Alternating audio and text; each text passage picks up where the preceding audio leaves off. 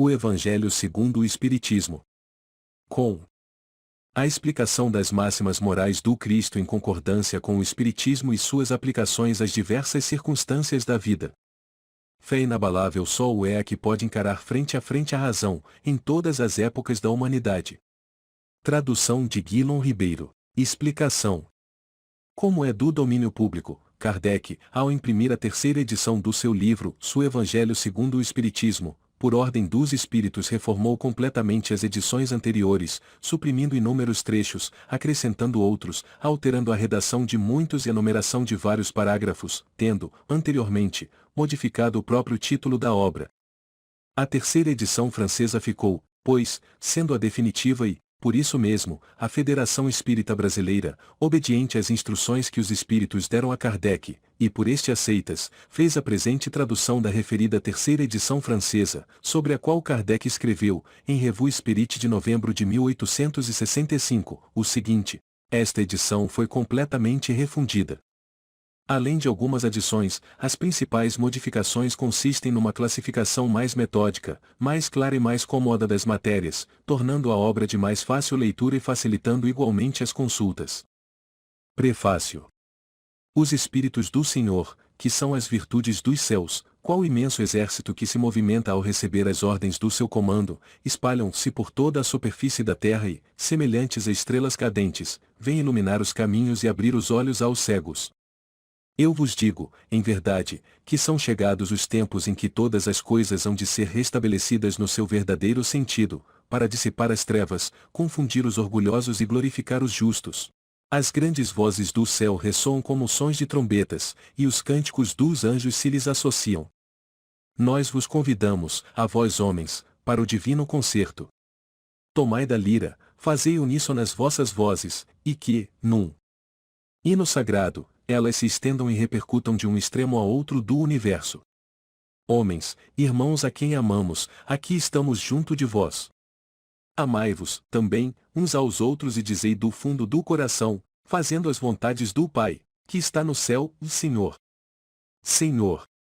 E podereis entrar no reino dos céus. O Espírito de Verdade. Introdução. 1. E o objetivo desta obra. Podem dividir-se em 5 partes as matérias contidas nos Evangelhos, os atos comuns da vida do Cristo, os milagres, as predições, as palavras que foram tomadas pela Igreja para fundamento de seus dogmas, e o ensino moral. As 4 primeiras têm sido objeto de controvérsias, a última, porém, conservou-se constantemente inatacável. Diante desse código divino, a própria incredulidade se curva. É terreno onde todos os cultos podem reunir-se, estandarte sob o qual podem todos colocar-se, quaisquer que sejam suas crenças, porquanto jamais ele constituiu matéria das disputas religiosas, que sempre e por toda a parte se originaram das questões dogmáticas. Aliás, se o discutissem, nele teriam as seitas encontrado sua própria condenação, visto que, na maioria, elas se agarram mais à parte mística do que à parte moral, que exige de cada um a reforma de si mesmo. Para os homens, em particular, constitui aquele código uma regra de proceder que abrange todas as circunstâncias da vida privada e da vida pública, o princípio básico de todas as relações sociais que se fundam na mais rigorosa justiça. É, finalmente e acima de tudo, o roteiro infalível para a felicidade vindoura, o levantamento de uma ponta do véu que nos oculta a vida futura. Essa parte é a que será objeto exclusivo desta obra. Toda a gente admira a moral evangélica, todos lhe proclamam a sublimidade e a necessidade, muitos, porém, assim se pronunciam por fé, confiados no que ouviram dizer, ou firmados em certas máximas que se tornaram proverbiais. Poucos, no entanto, a conhecem a fundo e menos ainda são os que a compreendem e lhe sabem deduzir as consequências. A razão está, por muito, na dificuldade que apresenta o entendimento do Evangelho que, para o maior número dos seus leitores, é ininteligível. A forma alegórica e o intencional misticismo da linguagem fazem que a maioria o leia por desencargo de consciência e por dever, como leem as preces, sem as entender, isto é, sem proveito. Passam-lhes despercebidos os preceitos morais, disseminados aqui e ali, intercalados na massa das narrativas. Impossível, então, apanhar-se-lhes o conjunto e tomá-los para objeto de leitura e meditações especiais. É certo que tratados já se hão escrito de moral evangélica, mas o arranjo em moderno estilo literário lhe tira a primitiva simplicidade que, ao mesmo tempo, lhe constitui o encanto e a autenticidade. Outro tanto cabe dizer-se das máximas destacadas e reduzidas à sua mais simples expressão proverbial. Desde logo, já não passam de aforismos, privados de uma parte do seu valor e interesse, pela ausência dos acessórios e das circunstâncias em que foram enunciadas. Para obviar a esses inconvenientes, reunimos, nesta obra, os artigos que podem compor, a bem dizer, um código de moral universal, sem distinção de culto. Nas citações, conservamos o que é útil ao desenvolvimento da ideia, pondo de lado unicamente o que se não prende ao assunto. Além disso, respeitamos escrupulosamente a tradução de Saci, assim como a divisão em versículos. Em vez, porém, de nos atermos a uma ordem cronológica impossível e sem vantagem real para o caso, grupamos e classificamos metodicamente as máximas, segundo as respectivas naturezas, de modo que decorram umas das outras, tanto quanto possível. A indicação dos números de ordem dos capítulos e dos versículos permite-se recorra à classificação vulgar, quando oportuno. Esse, entretanto, seria um trabalho material que, por si só, apenas teria secundária utilidade. O essencial era pô-lo ao alcance de todos, mediante a explicação das passagens obscuras e o desdobramento de todas as consequências, tendo em vista a aplicação dos ensinos a todas as condições da vida. Foi o que tentamos fazer, com a ajuda dos bons espíritos que nos assistem. Muitos pontos dos evangelhos, da Bíblia e dos autores sacros em geral por si sós são ininteligíveis, parecendo alguns até irracionais, por falta da chave que faculte se lhes apreenda o verdadeiro sentido. Essa chave está completa no Espiritismo, como já o puderam reconhecer os que o têm estudado seriamente como todos, mais tarde, ainda melhor o reconhecerão. O Espiritismo se nos depara por toda a parte na antiguidade e nas diferentes épocas da humanidade. Por toda a parte se lhe descobrem os vestígios. Nos escritos, nas crenças e nos monumentos. Essa a razão porque, ao mesmo tempo que rasga horizontes novos para o futuro, projeta luz não menos viva sobre os mistérios do passado. Como complemento de cada preceito, acrescentamos algumas instruções escolhidas, dentre as que os espíritos ditaram em vários países e por diferentes médiuns. Se elas fossem tiradas de uma fonte única, houveram talvez sofrido uma influência pessoal ou a do meio, ao passo que a diversidade de origens prova que os espíritos dão indistintamente seus ensinos e que ninguém a esse respeito goza de qualquer privilégio. Esta obra é para o uso de todos. Dela podem todos aurir os meios de conformar com a moral do Cristo o respectivo proceder. Aos espíritas oferece aplicações que lhes concernem de modo especial. Graças às relações estabelecidas, doravante e permanentemente, entre os homens e o mundo invisível, a lei evangélica, que os próprios Espíritos ensinaram a todas as nações, já não será letra morta, porque cada um a compreenderá e se verá incessantemente compelido a pô-la em prática, a conselho de seus guias espirituais. As instruções que promanam dos Espíritos são verdadeiramente as vozes do céu que vêm esclarecer os homens e convidá-los à prática do Evangelho. 2. E a autoridade da doutrina espírita. Controle universal do ensino dos espíritos. Se a doutrina espírita fosse de concepção puramente humana, não ofereceria por penhor senão as luzes daquele que a houvesse concebido. Ora, ninguém, neste mundo, poderia alimentar fundadamente a pretensão de possuir, com exclusividade, a verdade absoluta. Se os espíritos que a revelaram se houvessem manifestado a um só homem, nada lhe garantiria a origem, porquanto fora mister acreditar, sob palavra, naquele que dissesse ter recebido deles o ensino. Admitida, de sua parte, sinceridade perfeita, quando muito poderia ele convencer as pessoas de suas relações, conseguiria sectários, mas nunca chegaria a congregar todo o mundo. Quis Deus que a nova revelação chegasse aos homens por mais rápido caminho e mais autêntico. Incumbiu, pois, os espíritos de levá-la de um polo a outro, manifestando-se por toda a parte, sem conferir a ninguém o privilégio de lhes ouvir a palavra. Um homem pode ser ludibriado, pode enganar-se a si mesmo, ou já não será assim, quando milhões de criaturas veem e ouvem a mesma coisa. Constitui isso uma garantia para cada um e para todos. Ademais, pode fazer-se que desapareça um homem, mas não se pode fazer que desapareçam as coletividades, podem queimar-se os livros, mas não se podem queimar os espíritos. Ora, queimassem-se todos os livros e a fonte da doutrina não deixaria de conservar-se inexaurível, pela razão mesma de não estar na terra, de surgir em todos os lugares e de poderem todos dessedentar-se nela. Faltem os homens para difundi-la e haverá sempre os espíritos, cuja atuação a todos atinge e aos quais ninguém pode atingir. São, pois, os próprios espíritos que fazem a propagação, com o auxílio dos inúmeros médiuns que, também eles, os espíritos, vão suscitando de todos os lados. Se tivesse havido unicamente um intérprete, por mais favorecido que fosse, o espiritismo mal seria conhecido. Qualquer que fosse a classe a que pertencesse, tal intérprete houvera sido objeto das prevenções de muita gente e nem todas as nações o teriam aceitado, ao passo que os espíritos se comunicam em todos os pontos da terra, a todos os povos, a todas as seitas, a todos os partidos, e todos os aceitam. O espiritismo não tem nacionalidade e não faz parte de nenhum culto existente ou nenhuma classe social o impõe, visto que qualquer pessoa pode receber instruções de seus parentes e amigos de além-túmulo. Cumpre seja assim, para que ele possa conduzir todos os homens à fraternidade. Se não se mantivesse em terreno neutro, alimentaria as dissensões, em vez de apaziguá-las.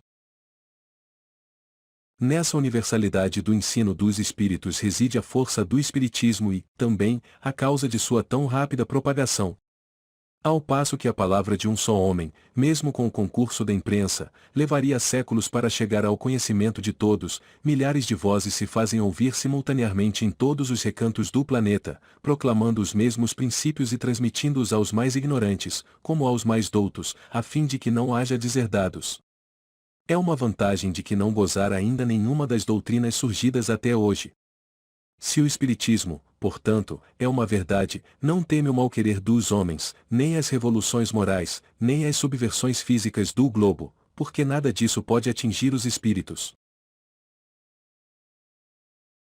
Não é essa, porém, a única vantagem que lhe decorre da sua excepcional posição. Ela lhe faculta inatacável garantia contra todos os cismas que pudessem provir, seja da ambição de alguns, seja das contradições de certos espíritos. Tais contradições, não há negar, são um escolho, o mais que traz consigo o remédio, ao lado do mal. Sabe-se que os espíritos, em virtude da diferença entre as suas capacidades, longe se acham de estar, individualmente considerados, na posse de toda a verdade, que nem a todos é dado penetrar certos mistérios, que o saber de cada um deles é proporcional à sua depuração, que os espíritos vulgares mais não sabem do que muitos homens, que entre eles, como entre estes, há presunçosos e sofomanos, que julgam saber o que ignoram, sistemáticos, que tomam por verdades as suas ideias, e enfim, que só os espíritos da categoria mais elevada, os que já estão completamente desmaterializados, se encontram despidos das ideias e preconceitos terrenos, mas também é sabido que os espíritos enganadores não escrupulizam em tomar nomes que lhes não pertencem, para impingirem suas utopias. Daí resulta que, com relação a tudo que seja fora do âmbito do ensino exclusivamente moral, as revelações que cada um possa receber terão caráter individual, sem cunho de autenticidade, que devem ser consideradas opiniões pessoais de tal ou qual espírito e que imprudente fora aceitá-las e propagá-las levianamente como verdades absolutas. O primeiro exame comprobativo é, pois, sem contradita, o da razão, ao qual cumpre se submeta, sem exceção, tudo o que venha dos espíritos. Toda teoria em manifesta contradição com o bom senso, com uma lógica rigorosa e com os dados positivos já adquiridos, deve ser rejeitada, por mais respeitável que seja o nome que traga como assinatura. Incompleto, porém, ficará esse exame em muitos casos, por efeito da falta de luzes de certas pessoas e das tendências de não poucas a tomar as próprias opiniões como juízes únicos da verdade. Assim sendo, que hão de fazer aqueles que não depositam confiança absoluta em si mesmos? Buscar o parecer da maioria e tomar por guia a opinião desta. De tal modo é que se deve proceder em face do que digam os espíritos, que são os primeiros a nos fornecer os meios de consegui-lo. A concordância no que ensinem os espíritos, pois, a melhor comprovação. Importa, no entanto, que ela se dê em determinadas condições. A mais fraca de todas ocorre quando um médium, a sós, interroga muitos espíritos acerca de um ponto duvidoso. É evidente que, se ele estiver sob o império de uma obsessão, ou lidando com um espírito mistificador, este lhe pode dizer a mesma coisa sob diferentes nomes. Tampouco garantia alguma suficiente haverá na conformidade que apresente o que se possa obter por diversos médiuns, num mesmo centro, porque podem estar todos sob a mesma influência. Uma só garantia séria existe para o ensino dos espíritos, da concordância que haja entre as revelações que eles façam espontaneamente, servindo-se de grande número de médiuns estranhos uns aos outros e em vários lugares. Vê-se bem que não se trata aqui das comunicações referentes a interesses secundários, mas do que respeita aos princípios mesmos da doutrina. Prova a experiência que, quando um princípio novo tem de ser enunciado, isso se dá espontaneamente em diversos pontos ao mesmo tempo e de modo idêntico, se não quanto à forma, quanto ao fundo. Se, portanto, aprouver a um espírito formular um sistema excêntrico, baseado unicamente nas suas ideias e com exclusão da verdade, pode ter-se a certeza de que tal sistema conservar-se-á circunscrito e cairá, diante das instruções dadas de todas as partes, conforme os múltiplos exemplos que já se conhecem. Foi essa unanimidade que pôs por terra todos os sistemas parciais que surgiram na origem do Espiritismo, quando cada um explicava à sua maneira os fenômenos, e antes que se conhecessem as leis que regem as relações entre o mundo visível e o mundo invisível. Essa a base em que nos apoiamos, quando formulamos um princípio da doutrina. Não é porque esteja de acordo com as nossas ideias que o temos por verdadeiro. Não nos arvoramos, absolutamente, em árbitro supremo da verdade e a ninguém dizemos, crede em tal coisa, porque somos nós que vô-lo dizemos. A nossa opinião não passa, aos nossos próprios olhos, de uma opinião pessoal, que pode ser verdadeira ou falsa, visto não nos considerarmos mais infalível do que qualquer outro. Também não é porque um princípio nos foi ensinado que, para nós, ele exprime a verdade, mas porque recebeu a sanção da concordância. Na posição em que nos encontramos, a receber comunicações de perto de 1000 centros espíritas sérios, disseminados pelos mais diversos pontos da Terra, achamo-nos em condições de observar sobre que princípio se estabelece a concordância. Na posição em que nos encontramos, a receber comunicações de perto de 1000 centros espíritas sérios, disseminados pelos mais diversos pontos da Terra, achamo-nos em condições de observar sobre que princípio se estabelece a concordância. Essa observação é que nos tem guiado até hoje e é a que nos guiará em novos campos que o Espiritismo terá de explorar. Porque, estudando atentamente as comunicações vindas tanto da França como do estrangeiro, reconhecemos, pela natureza toda especial das revelações, que ele tende a entrar por um novo caminho e que lhe chegou o momento de dar um passo para adiante. Essas revelações, feitas muitas vezes com palavras veladas, hão frequentemente passado despercebidas a muitos dos que as obtiveram. Outros julgaram-se os únicos a possuí-las. Tomadas insuladamente, elas, para nós, nenhum valor teriam, ou somente a coincidência lhes imprime gravidade. Depois, chegado o momento de serem entregues à publicidade, cada um se lembrará de haver obtido instruções no mesmo sentido. Esse movimento geral, que observamos e estudamos, com a assistência dos nossos guias espirituais, é que nos auxilia a julgar da oportunidade de fazermos ou não alguma coisa.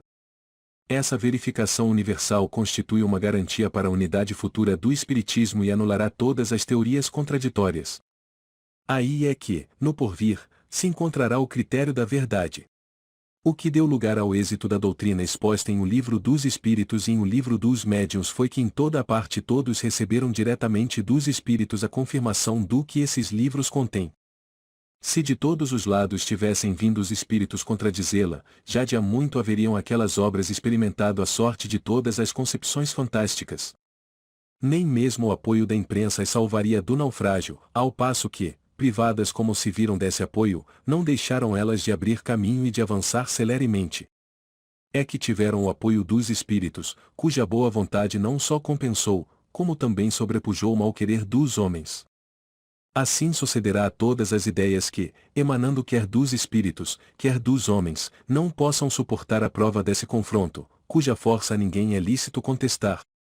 Suponhamos praza a alguns espíritos ditar, sob qualquer título, um livro em sentido contrário, suponhamos mesmo que, com intenção hostil, objetivando desacreditar a doutrina, a malevolência suscitasse comunicações apócrifas, que influência poderiam exercer tais escritos, desde que de todos os lados os desmentissem os espíritos.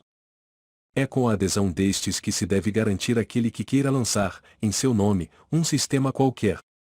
Do sistema de um só ao de todos, medei a distância que vai da unidade ao infinito. Que poderão conseguir os argumentos dos detratores, sobre a opinião das massas, quando milhões de vozes amigas, provindas do espaço, se façam ouvir em todos os recantos do universo e no seio das famílias, a infirmá-los? A esse respeito já não foi a teoria confirmada pela experiência? Que é feito das inúmeras publicações que traziam a pretensão de arrasar o espiritismo? Qual a que nem lhe retardou a marcha? Até agora, não se considera a questão desse ponto de vista, sem contestação um dos mais graves. Cada um contou consigo, sem contar com os espíritos. O princípio da concordância é também uma garantia contra as alterações que poderiam sujeitar o espiritismo às seitas que se propusessem apoderar-se dele em proveito próprio e acomodá-lo à vontade. Quem quer que tentasse desviá-lo do seu providencial objetivo, mal-sucedido se veria, pela razão muito simples de que os espíritos, em virtude da universalidade de seus ensinos, farão cair por terra qualquer modificação que se divorcie da verdade. De tudo isso ressalta uma verdade capital, a de que aquele que quisesse opor-se à corrente de ideias estabelecida e sancionada poderia, é certo, causar uma pequena perturbação local e momentânea, ou nunca, porém, dominar o conjunto, mesmo no presente, nem, ainda menos, no futuro. Também ressalta que as instruções dadas pelos espíritos sobre os pontos ainda não elucidados da doutrina não constituirão lei, enquanto essas instruções permanecerem insuladas, que elas não devem, por conseguinte, ser aceitas senão sob todas as reservas e a título de esclarecimento. Daí a necessidade da maior prudência em dar-lhes publicidade e, caso se julgue conveniente publicá-las, importa não as apresentar senão como opiniões individuais, mais ou menos prováveis, porém, carecendo sempre de confirmação. Essa confirmação é que se precisa guardar, antes de apresentar um princípio como verdade absoluta, a menos se queira ser acusado de leviandade ou de credulidade irrefletida. Com extrema sabedoria procedem os espíritos superiores em suas revelações. Não atacam as grandes questões da doutrina senão gradualmente, à medida que a inteligência se mostra apta a compreender verdade de ordem mais elevada e quando as circunstâncias se revelam propícias à emissão de uma ideia nova. Por isso é que logo de princípio não disseram tudo, e tudo ainda hoje não disseram, jamais cedendo à impaciência dos muito afoitos, que querem os frutos antes de estarem maduros. Fora, pois, supérfluo pretender adiantar-se ao tempo que a providência assinou para cada coisa, porque, então, os espíritos verdadeiramente sérios negariam o seu concurso. Os espíritos levianos, pouco se preocupando com a verdade, a tudo respondem, ou daí vem que, sobre todas as questões prematuras, há sempre respostas contraditórias. Os princípios acima não resultam de uma teoria pessoal, são consequência forçada das condições em que os espíritos se manifestam. É evidente que, se um espírito diz uma coisa de um lado, enquanto milhões de outros dizem o contrário algures, a presunção de verdade não pode estar com aquele que é o único ou quase o único de tal parecer. Ora, pretender alguém ter razão contra todos seria tão ilógico da parte dos espíritos, quanto da parte dos homens. Os espíritos verdadeiramente ponderados, se não se sentem suficientemente esclarecidos sobre uma questão, nunca a resolvem de modo absoluto, ou declaram que apenas a tratam do seu ponto de vista e aconselham que se aguarde a confirmação. Por grande, bela e justa que seja uma ideia, impossível é que desde o primeiro momento congregue todas as opiniões. Os conflitos que daí decorrem são consequência inevitável do movimento que se opera, e eles são mesmo necessários para a maior realce da verdade e convém se produzam desde logo, para que as ideias falsas prontamente sejam postas de lado. Os espíritas que a esse respeito alimentassem qualquer temor podem ficar perfeitamente tranquilos, e todas as pretensões insuladas cairão, pela força mesma das coisas, diante do enorme e poderoso critério da concordância universal. Não será a opinião de um homem que se aliarão os outros, mas a voz unânime dos espíritos, não será um homem, nem nós, nem qualquer outro que fundará a ortodoxia espírita, tampouco será um espírito que se venha impor a quem quer que seja, será a universalidade dos espíritos que se comunicam em toda a terra, por ordem de Deus. Esse é o caráter essencial da doutrina espírita, essa a sua força, a sua autoridade. Quis Deus que a sua lei assentasse em base inamovível e por isso não lhe deu por fundamento a cabeça frágil de um só. Diante de tão poderoso areópago, onde não se conhecem corrilhos, nem rivalidades ciosas, nem seitas, nem nações, é que virão quebrar-se todas as oposições, todas as ambições, todas as pretensões à supremacia individual, é que nos quebraríamos nós mesmos, se quiséssemos substituir os seus decretos soberanos pelas nossas próprias ideias.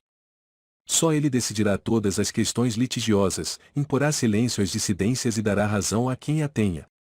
Diante desse imponente acordo de todas as vozes do céu, que pode a opinião de um homem ou de um espírito? Menos do que a gota de água que se perde no oceano, menos do que a voz da criança que a tempestade abafa. A opinião universal, eis o juiz supremo, o que se pronuncia em última instância. Formam-na todas as opiniões individuais. Se uma destas é verdadeira, apenas tem na balança o seu peso relativo. Se é falsa, não pode prevalecer sobre todas as demais. Nesse imenso concurso, as individualidades se apagam, o que constitui novo insucesso para o orgulho humano.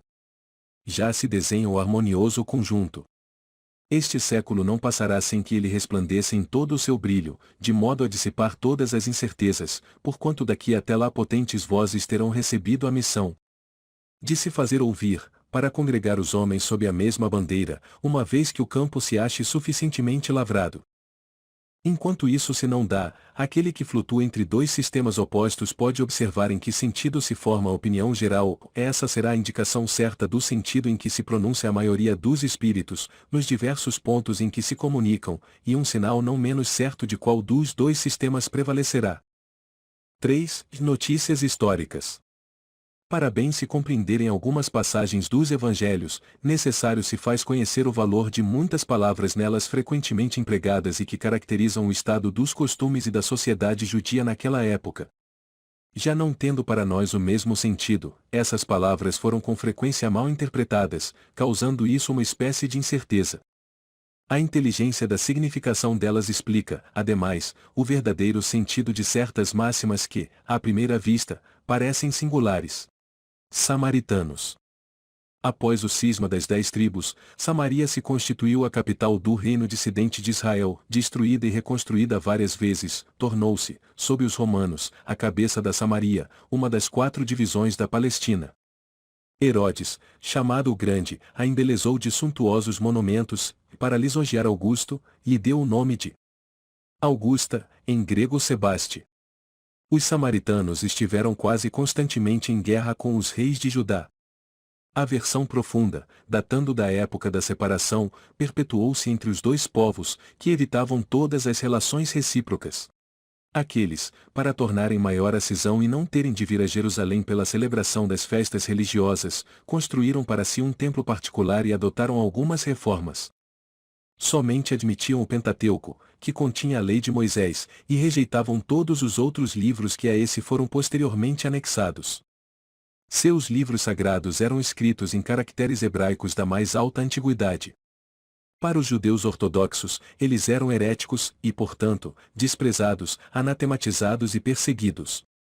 O antagonismo das duas nações tinha, pois, por fundamento único a divergência das opiniões religiosas, se bem fosse a mesma origem das crenças de uma e outra.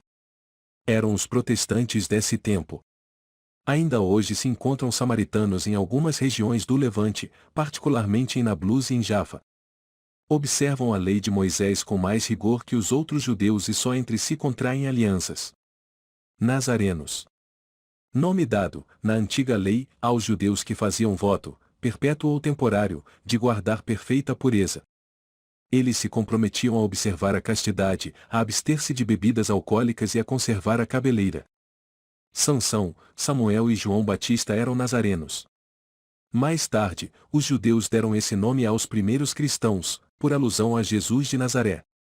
Também foi essa a denominação de uma seita herética dos primeiros séculos da era cristã, a qual, do mesmo modo que os ebionitas, de quem adotava certos princípios, misturava as práticas do mosaísmo com os dogmas cristãos, seita essa que desapareceu no século IV. Publicanos. Eram assim chamados, na antiga Roma, os cavaleiros arrendatários das taxas públicas, incumbidos da cobrança dos impostos e das rendas de toda espécie, quer em Roma mesma, quer nas outras partes do império.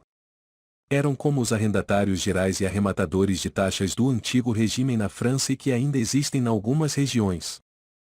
Os riscos a que estavam sujeitos faziam que os olhos se fechassem para as riquezas que muitas vezes adquiriam e que, da parte de alguns, eram frutos de exações e de lucros escandalosos. O nome de publicano se estendeu mais tarde a todos os que superintendiam os dinheiros públicos e aos agentes subalternos. Hoje esse termo se emprega em sentido pejorativo, para designar os financistas e os agentes pouco escrupulosos de negócios. Disse por vezes, vávido como um publicano, rico como um publicano, com referência a riquezas de mau quilate. De toda a dominação romana, o imposto foi o que os judeus mais dificilmente aceitaram e o que mais irritação causou entre eles. Daí nasceram várias revoltas, fazendo-se do caso uma questão religiosa, por ser considerada contrária à lei. Constituiu-se, mesmo, um partido poderoso, a cuja frente se pôs um certo Judá, apelidado Gaulonita, tendo por princípio o não pagamento do imposto. Os judeus, pois, abominavam o imposto e, como consequência, todos os que eram encarregados de arrecadá-lo, donde a aversão que votavam aos publicanos de todas as categorias, entre os quais podiam encontrar-se pessoas muito estimáveis, mas que, em virtude das suas funções, eram desprezadas, assim como os que com elas mantinham relações, os quais se viam atingidos pela mesma reprovação. Os judeus de destaque consideravam um comprometimento ter com eles intimidade. Portageiros eram os arrecadadores de baixa categoria, incumbidos principalmente da cobrança dos direitos de entrada nas cidades. Suas funções correspondiam mais ou menos à dos empregados de alfândega e recebedores dos direitos de barreira. Compartilhavam da repulsa que pesava sobre os publicanos em geral. Essa a razão por que, no Evangelho, se depara frequentemente com a palavra publicano ao lado da expressão gente de má vida. Tal qualificação não implicava de debochados ou vagabundos. Era um termo de desprezo, sinônimo de gente de má companhia, gente indigna de conviver com pessoas distintas. Fariseus, do hebreu parus, divisão, separação. A tradição constituía parte importante da teologia dos judeus. Consistia numa compilação das interpretações sucessivamente dadas ao sentido das Escrituras e tornadas artigos de dogma. Constituía, entre os doutores, assunto de discussões intermináveis, as mais das vezes sobre simples questões de palavras ou de formas, no gênero das disputas teológicas e das sutilezas da escolástica da Idade Média. Daí nasceram diferentes seitas, cada uma das quais pretendia ter o monopólio da verdade, detestando-se umas às outras, como só ia acontecer. Entre essas seitas, a mais influente era a dos fariseus, que teve por chefe Hilel, doutor judeu nascido na Babilônia, fundador de uma escola célebre, onde se ensinava que só se devia depositar fé nas Escrituras. Sua origem remonta a 180 ou 200 anos antes de Jesus Cristo. Os fariseus, em diversas épocas, foram perseguidos, especialmente sob Hircano, soberano pontífice e rei dos judeus, Aristóbulo e Alexandre, rei da Síria. Este último, porém, lhes deferiu honras e restituiu os bens, de sorte que eles readquiriram o antigo poderio e o conservaram até a ruína de Jerusalém, no ano 70 da era cristã, época em que se lhes apagou o nome, em consequência da dispersão dos judeus. Tomavam parte ativa nas controvérsias religiosas. Servis cumpridores das práticas exteriores do culto e das cerimônias, cheios de um zelo ardente de proselitismo, inimigos dos inovadores, afetavam grande severidade de princípios, ou mais, sob as aparências de meticulosa devoção, ocultavam costumes dissolutos, muito orgulho e, acima de tudo, excessiva ânsia de dominação. Tinham a religião mais como meio de chegarem a seus fins, do que como objeto de fé sincera. Da virtude nada possuíam, além das exterioridades e da ostentação, ou entretanto, por umas e outras, exerciam grande influência sobre o povo, a cujos olhos passavam por santas criaturas. Daí o serem muito poderosos em Jerusalém. Acreditavam, ou, pelo menos, fingiam acreditar na providência, na imortalidade da alma, na eternidade das penas e na ressurreição dos mortos. Capítulo 4, item 4. Jesus, que prezava, sobretudo, a simplicidade e as qualidades da alma, que, na lei, preferia o espírito, que vivifica, a letra, que mata, se aplicou, durante toda a sua missão, a lhes desmascarar a hipocrisia, pelo que tinha neles encarniçados inimigos. Essa a razão por que se ligaram aos príncipes dos sacerdotes para amotinar contra ele o povo e eliminá-lo. e escribas. Nome dado, a princípio, aos secretários dos reis de Judá e a certos intendentes dos exércitos judeus. Mais tarde, foi aplicado especialmente aos doutores que ensinavam a lei de Moisés e a interpretavam para o povo. Faziam causa comum com os fariseus, de cujos princípios partilhavam, bem como da antipatia que aqueles votavam aos inovadores. Daí o envolvê-los Jesus na reprovação que lançava aos fariseus. Sinagoga, do grego sinagogue, assembleia, congregação. Um único templo havia na Judeia, o de Salomão, em Jerusalém, onde se celebravam as grandes cerimônias do culto. Os judeus, todos os anos, lá iam em peregrinação para as festas principais, como as da Páscoa, da Dedicação e dos Tabernáculos. Por ocasião dessas festas é que Jesus também costumava ir lá. As outras cidades não possuíam templos, mas apenas sinagogas e edifícios onde os judeus se reuniam aos sábados, para fazer preces públicas, sob a chefia dos anciães, dos escribas ou doutores da lei. Nelas também se realizavam leituras dos livros sagrados, seguidas de explicações e comentários, atividades das quais qualquer pessoa podia participar. Por isso é que Jesus, sem ser sacerdote, ensinava aos sábados nas sinagogas. Desde a ruína de Jerusalém e a dispersão dos judeus, as sinagogas, nas cidades por eles habitadas, servem-lhes de templos para a celebração do culto. Saduceus. Seita judia, que se formou por volta do ano 248 a.C. e cujo nome lhe veio do de Sadoc, seu fundador. Não criam na imortalidade, nem na ressurreição, nem nos anjos bons e maus. Entretanto, criam em Deus, nada, porém, esperando após a morte, só o serviam tendo em vista recompensas temporais, ao que, segundo eles, se limitava a providência divina. Assim pensando, tinham a satisfação dos sentidos físicos por objetivo essencial da vida. Quanto às Escrituras, atinham-se ao texto da lei antiga. Não admitiam a tradição, nem interpretações quaisquer. Colocavam as boas obras e a observância pura e simples da lei acima das práticas exteriores do culto. Eram, como se vê, os materialistas, os deístas e os sensualistas da época.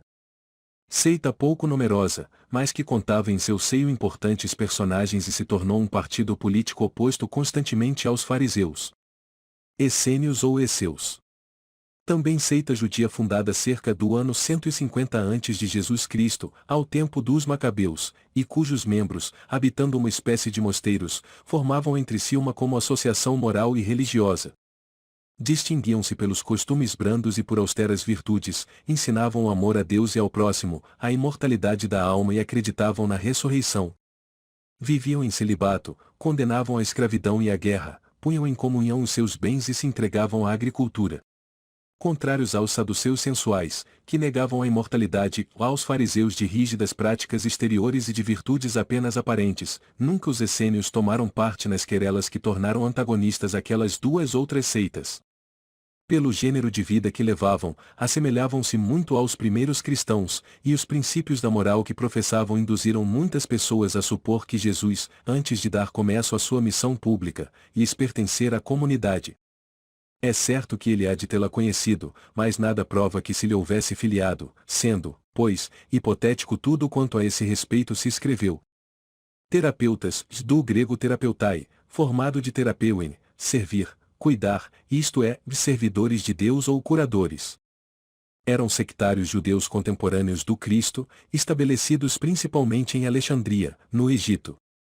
Tinham muita relação com os essênios, cujos princípios adotavam, aplicando-se, como esses últimos, à prática de todas as virtudes. Eram de extrema frugalidade na alimentação. Também celibatários, votados à contemplação e vivendo vida solitária, constituíam uma verdadeira ordem religiosa. Fílon, filósofo judeu platônico, de Alexandria, foi o primeiro a falar dos terapeutas, considerando-os uma seita do judaísmo. Eusébio, São Jerônimo e outros pais da Igreja pensam que eles eram cristãos. Fossem tais, ou fossem judeus, o que é evidente é que, do mesmo modo que os essênios, eles representam o traço de união entre o judaísmo e o cristianismo. 4. Sócrates e Platão, precursores da ideia cristã e do espiritismo. Do fato de haver Jesus conhecido a seita dos essênios, for errôneo concluir-se que a sua doutrina auriu a ele dessa seita e que, se houvera vivido noutro meio, teria professado outros princípios.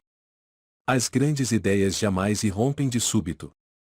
As que assentam sobre a verdade sempre têm precursores que lhes preparam parcialmente os caminhos. Depois, chegando o tempo, envia Deus um homem com a missão de resumir, coordenar e completar os elementos esparsos, de reuni-los em corpo de doutrina. Desse modo, não surgindo bruscamente, a ideia, ao aparecer, encontra espíritos dispostos a aceitá-la.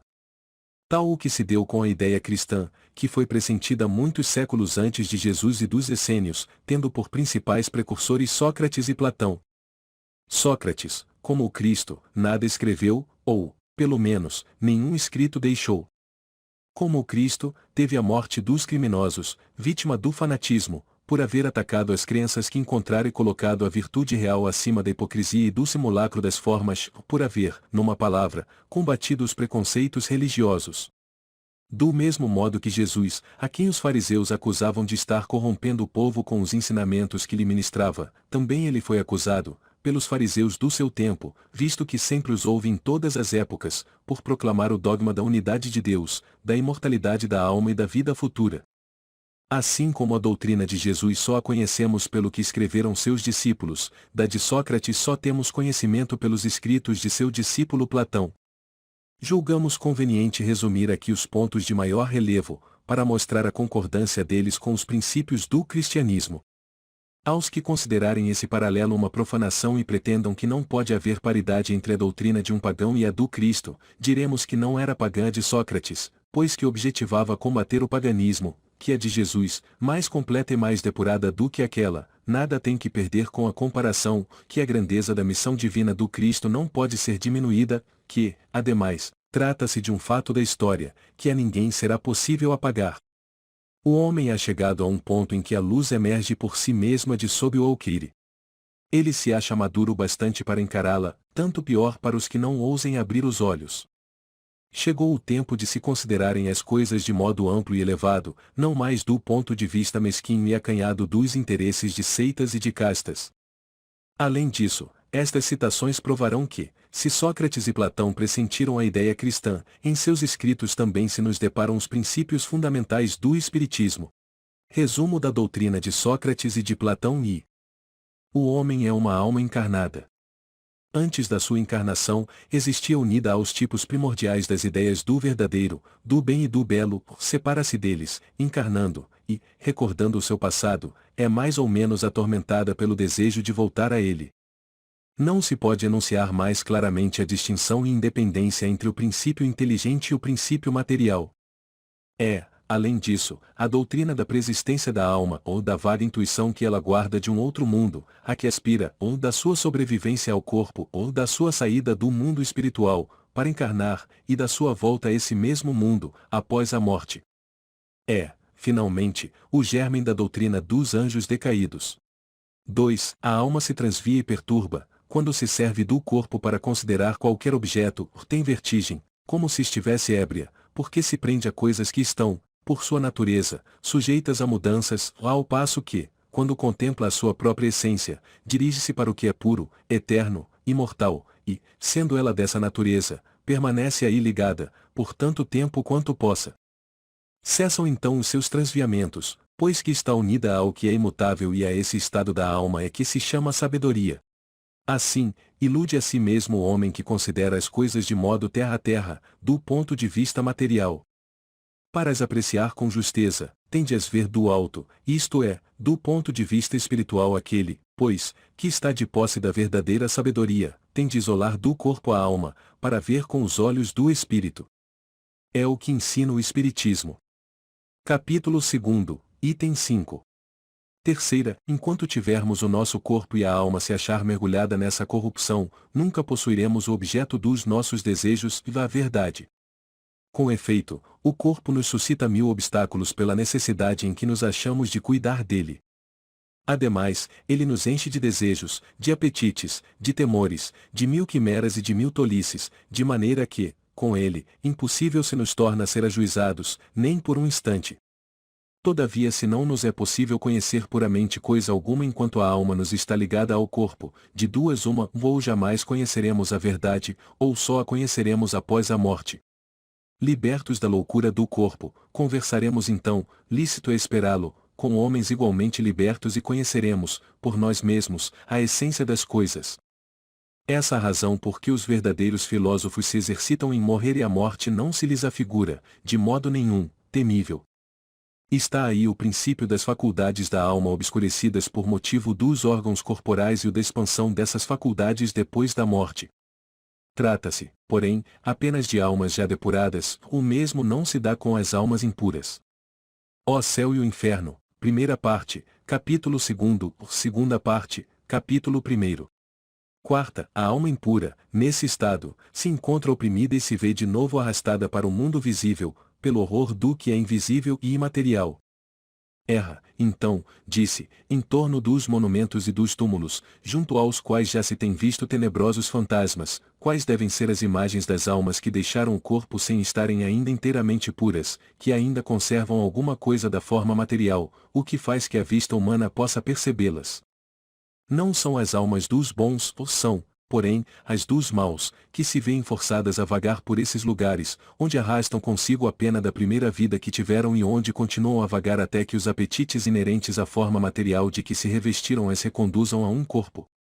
Então, sem dúvida, retomam os mesmos costumes que durante a primeira vida constituíam objeto de suas predileções. Não somente o princípio da reencarnação se acha aí claramente expresso, mas também o estado das almas que se mantém sob o jugo da matéria é descrito qual mostra o Espiritismo nas evocações. Mais ainda, e no tópico acima se diz que a reencarnação num corpo material é consequência da impureza da alma, enquanto as almas purificadas se encontram isentas de reencarnar.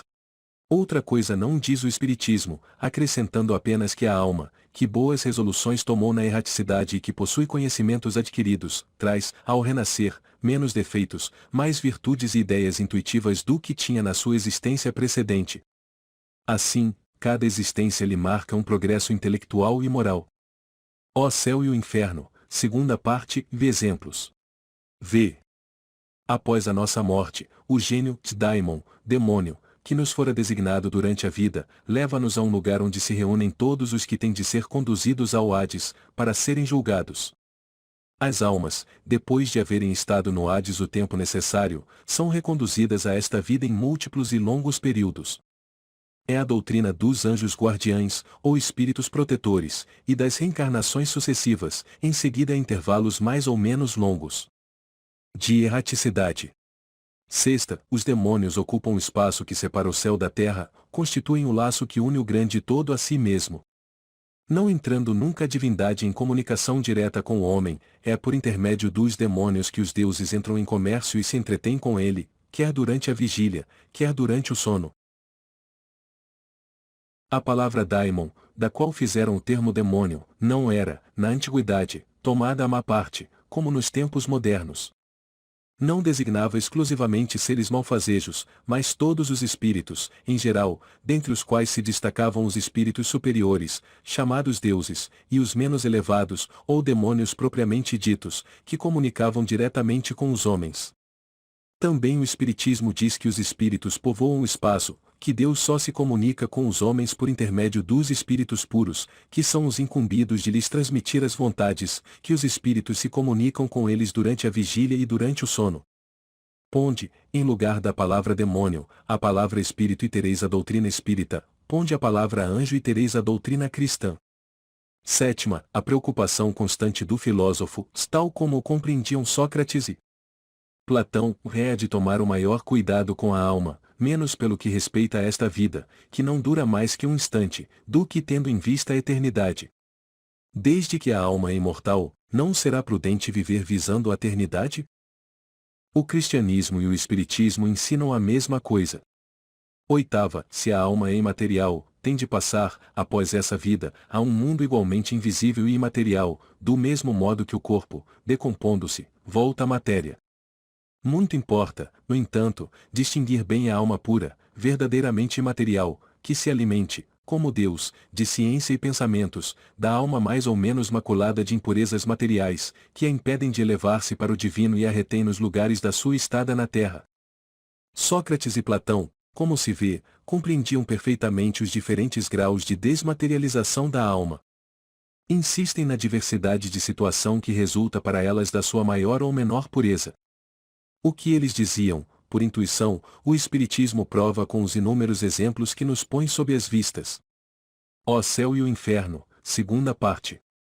Nona, se a morte fosse a dissolução completa do homem, muito ganhariam com a morte os maus, pois se viriam livres, ao mesmo tempo, do corpo, da alma e dos vícios. Aquele que guarnecer a alma, não de ornatos estranhos, mas com os que lhe são próprios, só esse poderá aguardar tranquilamente a hora da sua partida para o outro mundo. Equivale isso a dizer que o materialismo, com o proclamar para depois da morte o nada, anula toda a responsabilidade moral ulterior, sendo, conseguintemente, um incentivo para o mal, que o mal tem tudo a ganhar do nada.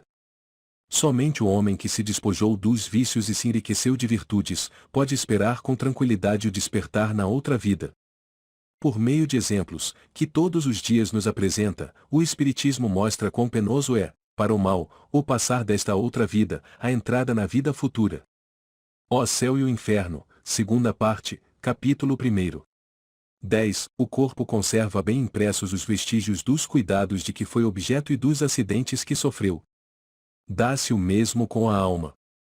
Quando despida do corpo, ela guarda, evidentes, os traços do seu caráter, de suas afeições e as marcas que lhe deixaram todos os atos de sua vida. Assim, a maior desgraça que pode acontecer ao homem é ir para o outro mundo com a alma carregada de crimes. Vês, Cállicles, que nem tu, nem Pólux, nem Gorgias podereis provar que devamos levar outra vida que nos seja útil quando estejamos do outro lado. De tantas opiniões diversas, a única que permanece inabalável é a de que mais vale receber do que cometer uma injustiça e que, acima de tudo, devemos cuidar, não de parecer, mas de ser homem de bem. Colóquios de Sócrates com seus discípulos, na prisão. Depara-se-nos aqui outro ponto capital, confirmado hoje pela experiência, do de que a alma não depurada conserva as ideias, as tendências, o caráter e as paixões que teve na terra. Não é inteiramente cristã esta máxima, de mais vale receber do que cometer uma injustiça? O mesmo pensamento exprimiu Jesus, usando desta figura, e se alguém vos bater numa face, apresentai-lhe a outra. Capítulo 12, itens 7 e 8. 11. De duas uma, ou a morte é uma destruição absoluta, ou é passagem da alma para outro lugar. Se tudo tem de extinguir-se, a morte será como uma dessas raras noites que passamos sem sonho e sem nenhuma consciência de nós mesmos. Todavia, se a morte é apenas uma mudança de morada, a passagem para o lugar onde os mortos se têm de reunir, que felicidade é de encontrarmos lá aqueles a quem conhecemos. O meu maior prazer seria examinar de perto os habitantes dessa outra morada e de distinguir lá, como aqui, os que são dignos dos que se julgam tais e não o são. No entanto, é tempo de nos separarmos, eu para morrer, vós para viverdes. Sócrates aos seus juízes. Segundo Sócrates, os que viveram na terra se encontram após a morte e se reconhecem. Mostra o Espiritismo que continuam as relações que entre eles se estabeleceram, de tal maneira que a morte não é nenhuma interrupção, nem a cessação da vida, mas uma transformação, sem solução de continuidade. Houvessem Sócrates e Platão conhecido os ensinos que o Cristo difundiu 500 anos mais tarde e os que agora o Espiritismo espalha, e não teriam falado de outro modo. Não há nisso, entretanto, o que surpreenda, se considerarmos que as grandes verdades são eternas e que os espíritos adiantado hão de tê-las conhecido antes de virem à Terra, para onde as trouxeram, que Sócrates, Platão e os grandes filósofos daqueles tempos bem podem, depois, ter sido dos que secundaram o Cristo na sua missão divina, escolhidos para esse fim precisamente por se acharem, mais do que outros, em condições de lhe compreenderem as sublimes lições, que, finalmente, pode dar-se façam. Eles agora parte da pleiade dos espíritos encarregados de ensinar aos homens as mesmas verdades. 12. Nunca se deve retribuir com outra uma injustiça, nem fazer mal a ninguém, seja qual for o dano que nos hajam causado. Poucos, no entanto, serão os que admitam esse princípio, e os que se desentenderem a tal respeito nada mais farão, sem dúvida, do que se votarem uns aos outros mútuo desprezo. Não está aí o princípio de caridade, que prescreve não se retribua o mal com o mal e se perdoe aos inimigos? 13. É pelos frutos que se conhece a árvore. Toda ação deve ser qualificada pelo que produz, e qualificá-la de má, quando dela provém a mal, ou de boa, quando dê origem ao bem. Esta máxima, pelos frutos é que se conhece a árvore, se encontra muitas vezes repetida textualmente no Evangelho. 14. A riqueza é um grande perigo. Todo homem que ama a riqueza não ama a si mesmo, nem ao que é seu, ou ama uma coisa que lhe é ainda mais estranha do que o que lhe pertence.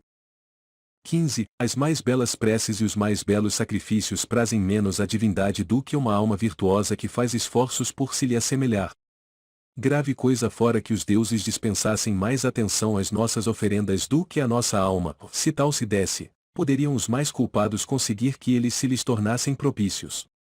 Mas não, verdadeiramente justos e retos só são os que, por suas palavras e atos, cumprem seus deveres para com os deuses e para com os homens. Capítulo 10, itens 7 e 8. 16. Chama o homem vicioso a esse amante vulgar, que mais ama o corpo do que a alma. O amor está por toda parte em a natureza, que nos convida ao exercício da nossa inteligência, lá até no movimento dos astros o encontramos. É o amor que orna a natureza de seus ricos tapetes, ele se enfeita e fixa a morada onde se lhe deparem flores e perfumes. É ainda o amor que dá paz aos homens, calma ao mar, silêncio aos ventos e sono à dor. O amor, que há de unir os homens por um laço fraternal, é uma consequência dessa teoria de Platão sobre o amor universal como lei da natureza. Tendo dito Sócrates que o amor não é nenhum deus, nenhum mortal, mas um grande demônio, isto é, um grande espírito que preside ao amor universal, essa proposição lhe foi imputada como crime. 17. A virtude não pode ser ensinada, vem por dom de Deus aos que a possuem. É quase a doutrina cristã sobre a graça, mas se a virtude é um dom de Deus, é um favor e, então, pode perguntar-se por que não é concedida a todos. Por outro lado, se é um dom, carece de mérito para aquele que a possui. O Espiritismo é mais explícito, dizendo que aquele que possui a virtude a adquiriu por seus esforços, em existências sucessivas, despojando-se pouco a pouco de suas imperfeições. A graça é a força que Deus faculta ao homem de boa vontade para se expungir do mal e praticar o bem. 18. É disposição natural em todos nós a de nos apercebermos muito menos dos nossos defeitos, do que dos de outrem. Diz o Evangelho, vedes a palha que está no olho do vosso próximo e não vedes a trave que está no vosso. Capítulo 10, itens 9 e 10. 19. Se os médicos são mal-sucedidos, tratando da maior parte das moléstias, é que tratam do corpo, sem tratarem da alma. Ora, não se achando todo em bom estado, impossível é que uma parte dele passe bem. O Espiritismo fornece a chave das relações existentes entre a alma e o corpo e prova que um reage incessantemente sobre o outro. Abre, assim, nova senda para a ciência. Com lhe mostrar a verdadeira causa de certas afecções, faculta-lhe os meios de as combater. Quando a ciência levar em conta a ação do elemento espiritual na economia, menos frequentes serão os seus maus êxitos. 20. Todos os homens, a partir da infância, muito mais fazem de mal do que de bem.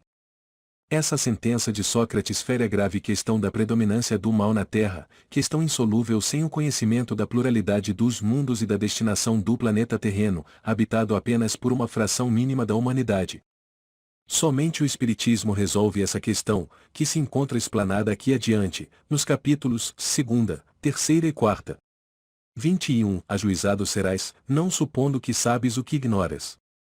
Isso vai com vistas aos que criticam aquilo de que desconhecem até mesmo os primeiros termos. Platão completa esse pensamento de Sócrates, dizendo: tentemos, primeiro, torná-los, se for possível, mais honestos nas palavras, se não o forem, não nos preocupemos com eles e não procuremos senão a verdade. Cuidemos de instruir-nos, mas não nos injuriemos. É assim que devem proceder os espíritas com relação aos seus contraditores de boa ou má fé. Revivesse hoje Platão e acharia as coisas quase como no seu tempo e poderia usar da mesma linguagem. Foi por haver professado esses princípios que Sócrates se viu ridiculizado, depois acusado de impiedade e condenado a beber cicuta. Tão certo é que, levantando contra si os interesses e os preconceitos que elas ferem, as grandes verdades novas não se podem firmar sem luta e sem fazer mártires.